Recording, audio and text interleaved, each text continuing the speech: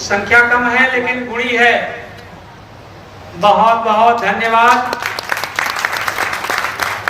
आचार्य अभिनव जी, आप लोग तनिक हमारा साथ दीजिए। देश किसका है? नहीं आवाज आई।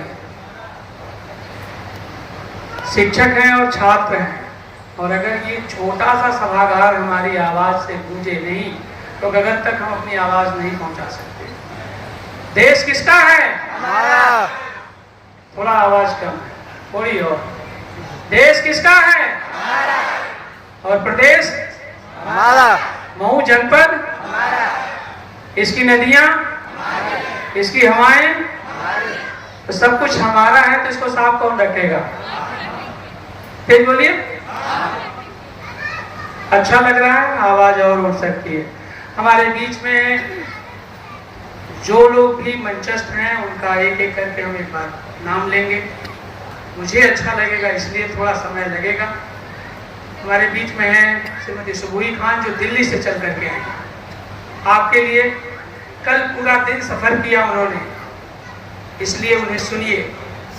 हमारे बीच में बीएचयू से चल करके पर्यावरण पर बहुत बड़ा नाम प्रोफेसर राकेश सिंह जी हैं। आपने सुना, अच्छा लगा होगा, और हम उम्मीद करते हैं कि आप हमारे साथ निरंतर जुड़े रहेंगे। हमारे बीच में कई महाविद्यालयों के प्राचार्य और प्राचार्य हैं।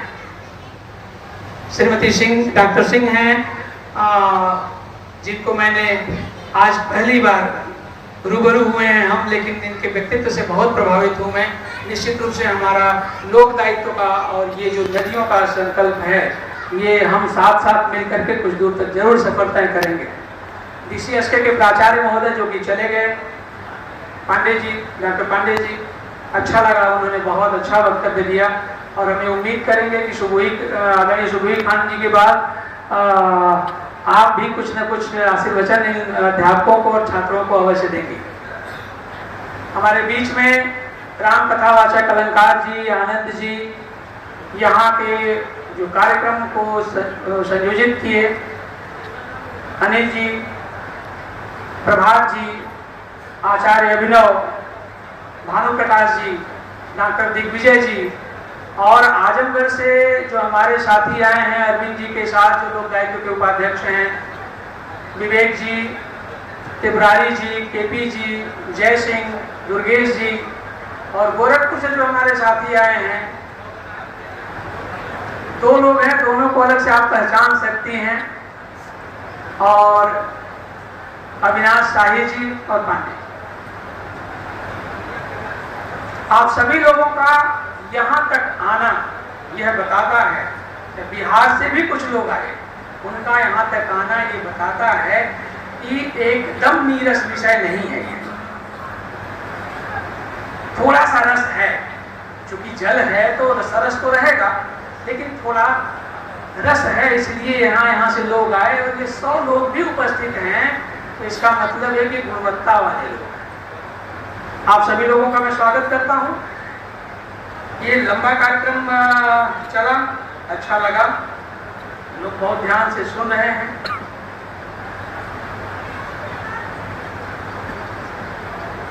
लोक दायित्व 2018 से नहीं बल्कि 2016 से कार्य कर रहा है। हमें माइक दे दो वाली। 2016 से कार्य कर रहा है। 2 मिनट में हम ये बताएं आपको कि क्या सच में नदियों के प्रति हम इतने ही समर्पित थे। मैं अपनी व्यक्तिगत बात कर रहा हूं कि क्या मैं नदियों के प्रति इतने ही समर्पित था। मेरा मन करता है कि सच ये नहीं है। दूर दूर तक नदियों से कोई रिश्ता नाता ऐसा नहीं था कि मुझे नदियों के लिए कोई कार्य करना है, परंतु मेरा जो घर है, जहां मैं पला बढ़ा, जिसकी माटी में खेला, जिसकी लहरों से मैंने 2-2 हाथ किए, तैराकी सीखी मैंने, जिसका पानी पिया, और मैं ये पूरे विश्वास के साथ कह सकता हूँ, जिस नदी के जल से घर में भोजन भी बनते हुए मैंने देखा, उस नदी को जब मैं 15 साल 17 साल बाद लौटा तो नाले में परिवर्तित पाया, बदबू आ रही थी। उसके किनारे एक घाट है जिसे बबुआ का घाट कहते हैं। वहां जब शाम को बैठता था तो बहुत पीड़ा होता था। उस पीड़ा ने मुझे इस ओर उन्मुख किया कि इस नदी के लिए कुछ किया जाना चाहिए। But I don't know, actually I don't know anything about that river. ये कहां से निकली है, कहां से इसका उद्गम है, कहां संगम है। और इस विषय पर कोई साइंस का छात्र था, यूपीएससी की तैयारी करता रहा। मेंस इंटरव्यू के दौरान फिर ऐसा और कोई विषय बचता नहीं है जिस पर और कोई काम करे। लेकिन उस नदी के प्रति जो बचपन की स्मृतियां थी, उन स्मृतियों ने हमें इस ओर उन्मुख किया कि हमें उस नदी के लिए कुछ करना चाहिए। 2016 में हमारे बीच में नहीं है, इसके लिए एक ताली बजा सकते हैं आप लोग कि लोक दायित्व को भारत की 100 संस्थाओं में से एक चुना गया है। आज लोक दायित्व को इंदौर में सम्मानित किया जा रहा होगा और उस सम्मान को लेने के लिए हमारी संस्था के संगठन मंत्री गौरव रघुवंशी वहां पहुंचे हुए हैं। इसके लिए जोरदार ताली।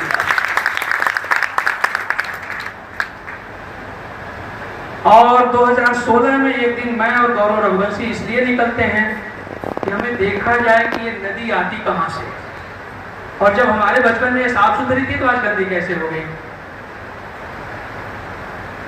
2 साल लगे ये ढूंढने में कि एक्चुअली इसका उद्गम कहां से है।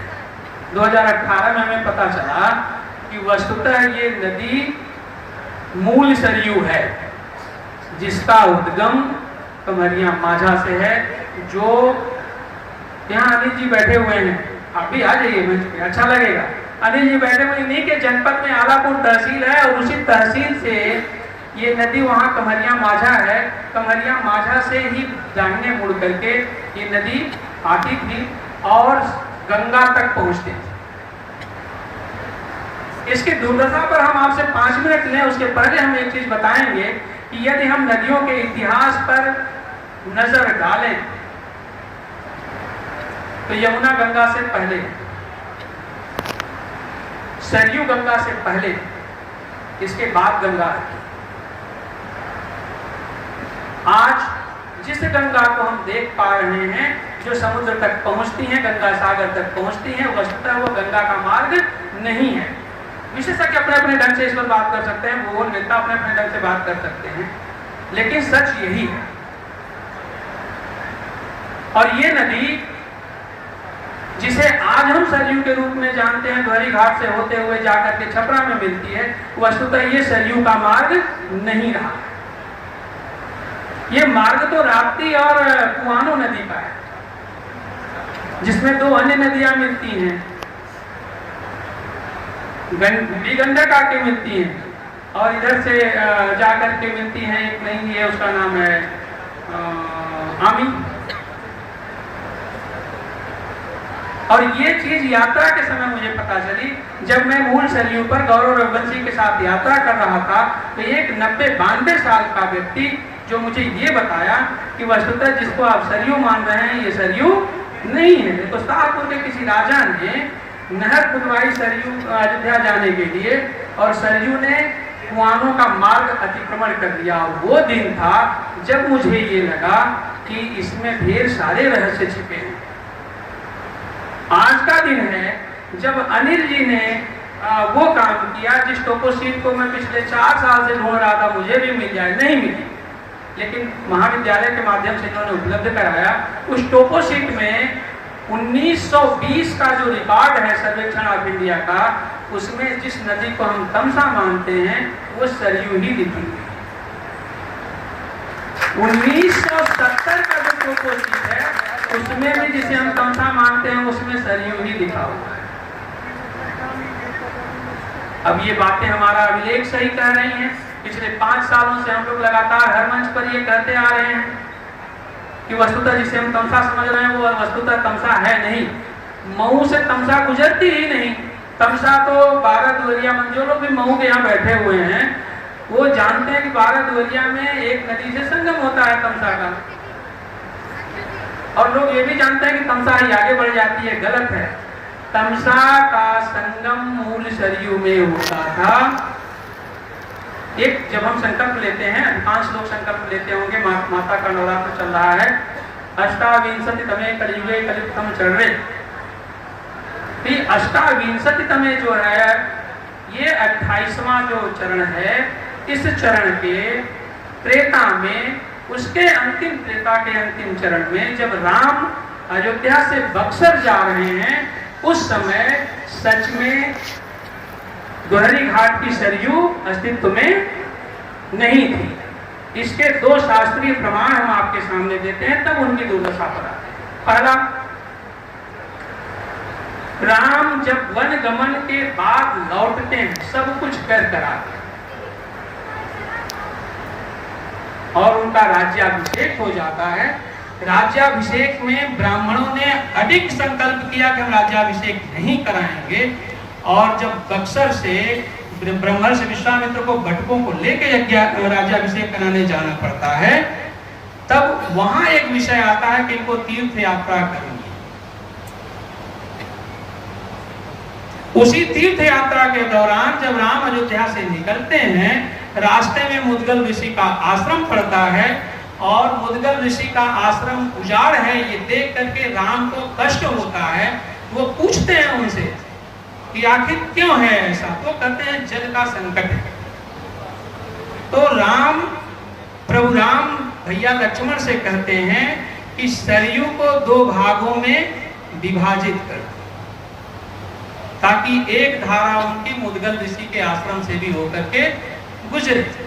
अब ये मुद्गल ऋषि का आश्रम तो हम लोग चिन्हित नहीं कर पाए, लेकिन ये निश्चित हो गया, ये आनंद रामायण में स्पष्ट लिखा हुआ कथन है। ये स्पष्ट हो गया कि वस्तुतः जिसे हम मूल सरयू मान रहे थे वही मूल सरयू है, और जिसे आज सरयू कहा जाता है वो वितरिका है जो मुख्य धारा बन गई, और वो वितरिका वस्तुतः मुद्गल ऋषि के आश्रम को पवित्र पावन करने नहीं, अभिसिंचित करने के लिए, सदा नीरा पानीदार बनाने के लिए की। लेकिन जब ये स्थिति आई, सरयू 2 भागों में बटी, तो आज मूल सरयू इस स्थिति में कैसे पहुंच गई कि उसके पास पानी नहीं है, उसके पास अपना प्रवाह नहीं है, उसके अपने तट प्रांत नहीं है, उस पे अनियंत्रित कब्जा है, कैसे हो सकता? बातों की बात हुई थी, उसका एक प्रमाण आपको देते हैं जो कोई भी जाकर के देख सकता। 1955 साल 1955 वहां एक जनप्रतिनिधि हुए, उन्होंने ये देखा कि सरयू में आई हुई बाढ़ से बहुत बड़ा क्षेत्र प्रभावित होता है। इसे कैसे खत्म किया जाए, प्रभाव को कम किया जाए। उन्होंने एक प्रस्ताव दिया भारत सरकार को, नेहरू की सरकार थी, और प्रस्ताव दिया महुदा गढ़वाल बांध 44 कुछ किलोमीटर का बांध है। वो बांध बनाया गया जो आज भी अस्तित्व में है। उस बांध ने मूल सरयू के प्रवाह को बीच से ही बाधित कर दिया। इसके बाद भी 85 तक, सन 85 तक वो नदी अपने मूल प्रवाह में थी। उसमें सूस, जिसका जिक्र आप कर रहे थे डॉक्टर साहब, वो सूस उसमें पाए जाते, लेकिन उसका जल प्रवाह जो मूल धारा से टूट गया, बालू की उसमें कमी पड़ गई। ये सच बात है। अभी DCSK के प्रिंसिपल महोदय ने कहा, आप में से भी ढेर सारे लोगों ने, आप भी ये बात स्वीकार करते हैं। हमारे शास्त्रों ने हजारों वर्ष पूर्व कहा है, नदी वेगेन शुद्धति, नदी को हम आप नहीं शुद्ध कर सकते, नदी अपने प्रवाह से शुद्ध होती है। हमारा दोष कहाँ है? हम नदी को गंदा कर रहे हैं, हम प्रवाह को बाधित कर रहे हैं, हम उसमें अनावश्यक पुल बना रहे हैं, उसको बांध से रोक रहे हैं। बांध बनाना हम नहीं, विरोध नहीं कर सकते। अभी बहन सुबुही खान से बात हो रही थी कल रात में, उन्होंने कहा विकल्प क्या हो सकता है इसका, तो उन्होंने बताया कि गोविंद जी ने विकल्प दिया कि बांध बनाओ, लेकिन कम से कम एक स्थिति तो बनाओ कि कितना जल संग्रहण क्षमता नदी की है, उसमें वो न्यूनतम जल प्रवाह होना चाहिए। लेकिन ये विशेषज्ञों की बात है, होती रहेगी।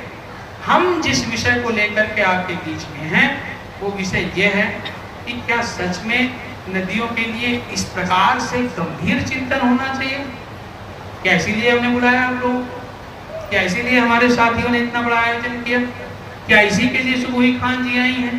क्या प्रभात राय जी, प्रोफेसर साहब, डॉक्टर सिंह और बाकी जो प्रबुद्ध जन यहाँ एकत्रित हुए हैं, आजमगढ़ से अरविंद जी के साथ लोग आए, अविनाश साही जी के लोग साथ आए, बलिया से कुछ लोग आए, गोरखपुर से आए हैं, प्रयागराज से चल के आए। क्या सिर्फ इसलिए कि हम इसमें भाषण दे लें?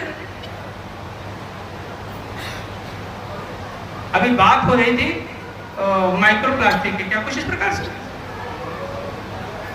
नैनो प्लास्टिक, देखिए शब्दों में बड़ा नैनो प्लास्टिक। अच्छा, तो नैनो तक हम नहीं पहुंचे। वस्तुतः हम लोग एकत्रित इसलिए हुए हैं कि हम ये जाने कि हम क्या कर सकते हैं। हम छोटे छोटे रूप में जो जहां है वहां नदियों के लिए, जल तीर्थों के लिए कुछ कार्य कर सकते हैं। इस कार्य को किया कैसे जाना है, इसी विषय पर सारे लोग अपना अपना मंतव्य रख रहे हैं। हम अपने घाट को अपना अभिमान बना लें, अपनी नदी को अपना अभिमान बना लें, अपने गांव से गुजरते हुए नदी क्षेत्र को हम अपना अभियान बना लें। हम एक अभियान बना सकते हैं, कच्छा नदी में हम किसी भी हालत में कोई निस्तारण नहीं करेंगे, उसके तट प्रांत में कचरा निस्तारण न करेंगे, न होने देंगे। यहाँ वन विभाग के एक अधिकारी सज्जन बैठे हुए थे, हैं क्या? हैं। आपके सामने पूरी जिम्मेदारी से बात कह रहा हूं। नदियों की दुर्दशा का कारण स्थानीय प्रशासन है, न कि जनता। एक विषय। दूसरा, जल तीर्थों और जमीन की उर्वरता को भी नष्ट करने के लिए जिम्मेदार है स्थानीय प्रशासन, न कि जनता। उसका प्रमाण दे देते हैं। नदियों में जितने बड़े नाले गिराए जाते हैं, क्या भानु प्रकाश जी आप बना सकते हैं अपने लिए? कोई एक नाला गिराएंगे कम से कम अपने घर से? क्या प्रभात जी आप गिराएंगे वहां तक ले जाके? बनाता कौन है? ये कौन प्रस्ताव देता है कि यहां से अगर ये नाला बन जाए, तमसा में गिरा दिया जाएगा, इतने करोड़ का बजट है, आ जाए हम बनवाएंगे? ये कौन करता है? वो जनप्रतिनिधि करता है, वो स्थानीय प्रशासन करता है, जो बिल्कुल नहीं जानता कि इस नाले को नदी तक पहुंचाने में फायदा तो पैसे का हो रहा है, लेकिन प्रकृति का नुकसान कितना। नदी के तट प्रांत में जो कचरा निस्तारण किया जाता है वो नगर पंचायतें करती हैं, जिला पंचायत करती है, नगर पालिका और उससे भी बड़ी अगर बृहद नगर पालिका होती है तो वो करती है। क्या आप भी कभी ऐसे जगहों पर ले जाकर के इतना कूड़ा कचरा आपके पास होता है कि आप निस्तारित करें? विशेषज्ञों की बात हम कितनी करें? हम तो वो छोटी छोटी बातें कर करके ये चीजें देख सकते हैं। क्या किसी एक सज्जन ने यहां से कहा, उसको इस तरह से भी कहा जाए कि नेपाल में नेट बंद हुआ तो जनजी ने आंदोलन कर दिया, है ना? इतने छोटे से विषय, और ये इतना बड़ा विषय है, इतना बड़ा विषय है कि 18 वर्षों में उल्टे हो गया था, 25 वर्षों में 18 फीट जकार्ता जमीन में चला गया। और तब पता चला जब समुद्र तल से वो नीचे चला गया, लोगों को जल्दी जल्दी निकालना शुरू किया लोगों ने। हुआ क्या हुआ इसमें? तो पता चला कि नीचे वाटर वेट खत्म हो गया है। कैसे? हमने उसका शोषण दोहन कर लिया। दक्षिण भारत के तमाम ऐसे जिले प्रदेश शिकार हैं। दक्षिण अफ्रीका पूरा का पूरा इसके लिए शिकार है। नाटाल पानी से कितनी बुरी तरह जूझ रहा है। दिल्ली जहां आप रहती हैं, दक्षिणी दिल्ली का जो हिस्सा इग्नू के दक्षिण में पड़ता है, हम लोग वहां वर्षों काम किए हैं। आज भी 5-5 किलोमीटर लोग पानी लेने जाते हैं वहां। और इस बार जो स्थिति है, नदी का गर्भ नहीं भरा है, ताल नहीं भरा है, पोखर नहीं भरा है, उसकी स्थिति परिणाम में जब बदलेगी, परिणामोन्मुख होगी ये, तो आप देखिएगा कि इस जून में आपको पानी नहीं मिलेगा। 150 फीट वाला जो आपका समरसेबल है उसे 200 फीट पे ले जाना पड़ेगा। और उसका जिम्मेदार कौन है?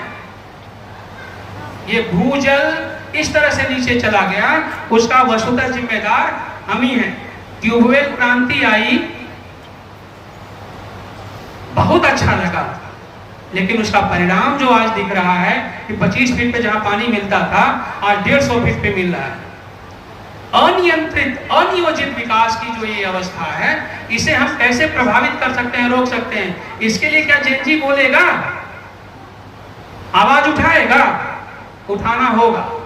इसलिए हम आप लोगों को आमंत्रित नहीं किए हैं, आवाहित किए हैं, आइए हम सब मिलकर के इसके लिए कुछ करें। हम अकेले हो या समूह में हो, हम ये आवाज उठाएं कि जो नदियों की बात करेगा, जो पानी की बात करेगा, जो पेड़ों की बात करेगा, जो साफ पर्यावरण की बात करेगा, नीले गगन की बात करेगा और उर्वर जमीन की बात करेगा, वही हमारा नेता बनेगा। अभी मान लीजिए 2, 4, 5 साल बाद ये स्थिति आए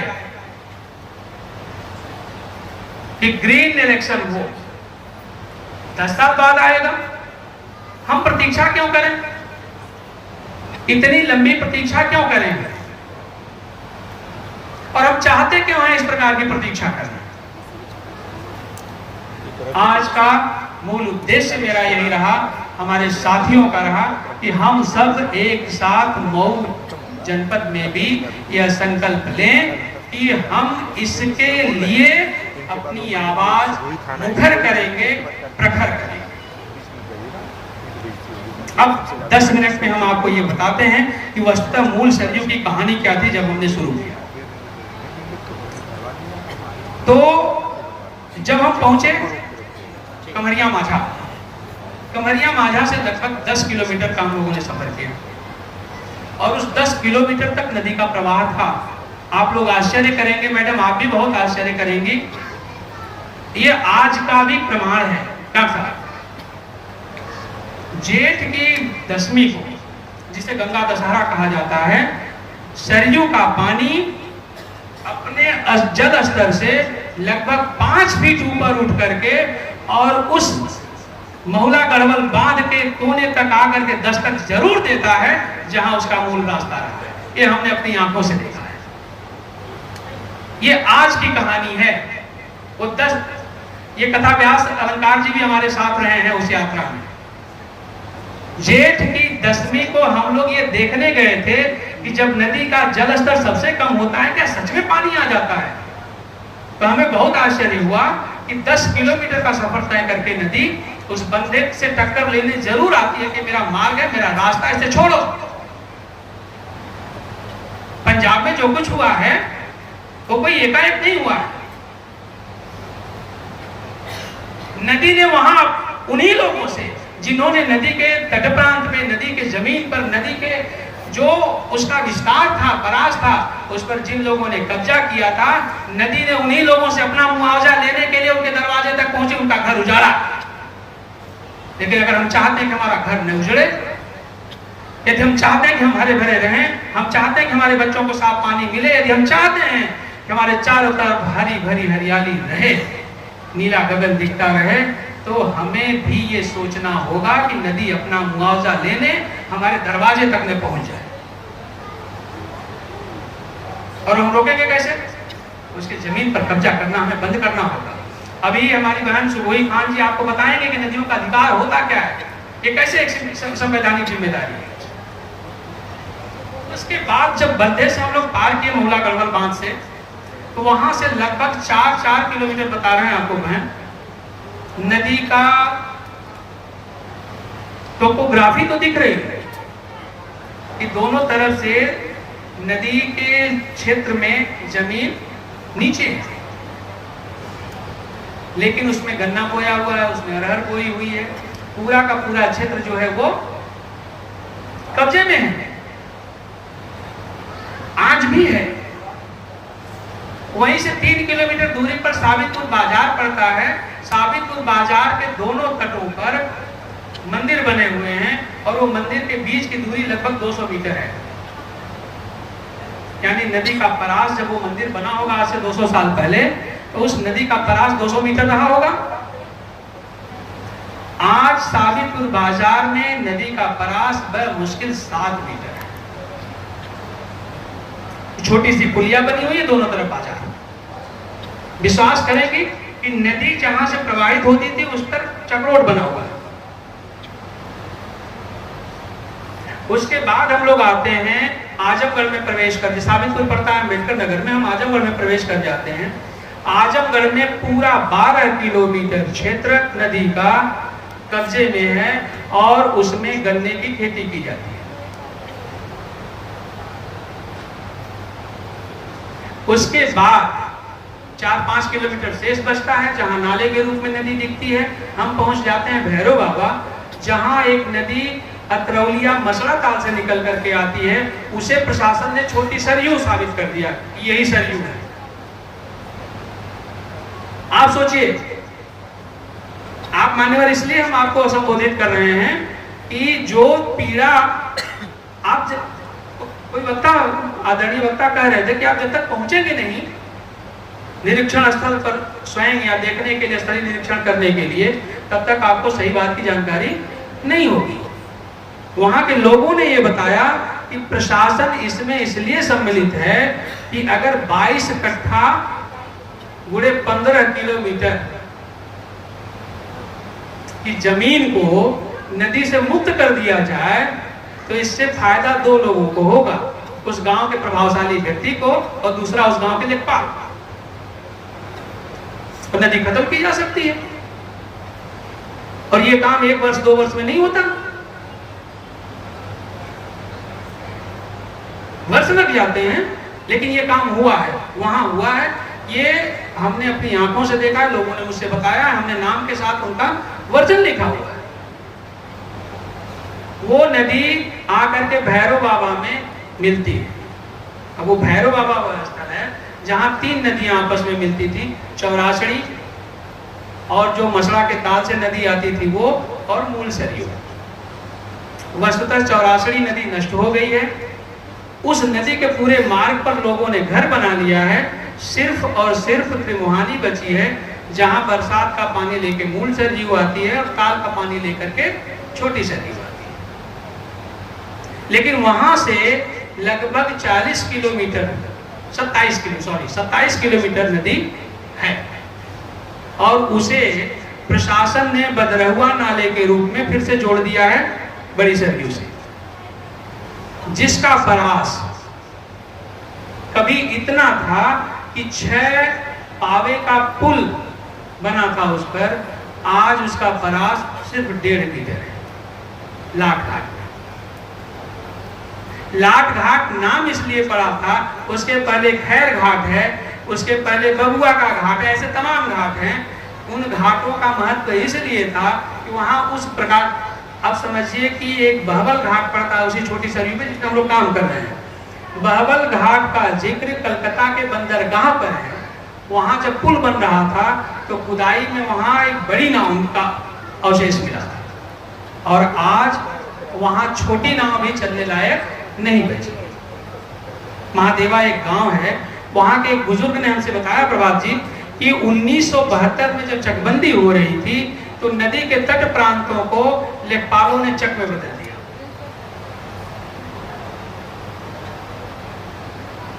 और बदरहुआ नाले पर एक फ्लैपर गेट लगाया गया जिससे सरयू का पानी अब अपने मूल प्रवाह में ही बह नहीं सकता। वो फ्लैपर गेट रोक देता है उसको। इसके लिए पिछले 5 सालों से हमारी लड़ाई चल रही है। बारखंड अपनी बात बताता है, वन विभाग अपनी बात बताता है, जिला पंचायत अपनी बात बताता है। कुल मिला जुला करके ये है कि ये जो कुर्सी पर बैठे हुए लोग हैं उनको आपकी, आपके भविष्य की, आपके आने वाले पीढ़ी के भविष्य की चिंता नहीं है। जैसे उनको लगता है कि आज हम यहाँ हैं, हमारे पास पैसा रहेगा, हम दूसरी जगह शिफ्ट हो जाएंगे, लेकिन आप कहाँ जाओ? प्रभात जी, आपको याद होगा कि नदी काट रही है छोटी सरयू। हम उन निषादों के गांव में गए थे, वो लोग छोड़ने को तैयार नहीं, कह रहे हैं ठीक है, थोड़ा सा किसी से कहिए भाई साहब आप भी, थोड़ा सा कुछ हमारे लिए हो जाए, लेकिन हम छोड़ के कहाँ जाएं? वो नदी जिसके किनारे किनारे त्रेता के अंतिम चरण में, 28वें त्रेता के अंतिम चरण में प्रभु राम चल करके यज्ञ की रक्षा करने के लिए बक्सर तक गए हैं, उस नदी की दुर्दशा बतियाने में मुझे कम से कम 1 घंटा लगेगा ऐसे, क्योंकि इंच दर इंच हम लोगों ने 2-3 बार उस पर यात्रा की। मूल सरयू के किनारे भैरव बाबा, आज की तिथि में भैरव बाबा, उसके बाद सलोना ताल जहाँ भगवान राम के चरण चिन्ह हम लोगों ने स्थापित किए, वहाँ भी प्रमाण है क्यों रुके थे भगवान। उसके बाद भारतवरिया मंदिर, यहाँ लोग मानते हैं कि भगवान आए थे, संगम पर स्नान आदि किए थे, बहुत बड़ा मेला लगता है। उसके बाद आगे चलते हैं हम लोग, राम घाट पड़ता है, सिदागर घाट पड़ता है, उस छोटी मूल सरयू पर ही है, लखनेश्वर डीह पड़ता है ना, अब मार्ग देख रहे हैं। लखनेश्वर डीह के बाद आगे पड़ते हैं, नगहर पड़ता है। नगहर में जो आम घाट है, वहाँ आज भी ये बात बता क्यों रहे हैं कि आप सोचिए ना, कभी उस नदी के किनारे रहने वाले लोगों के मन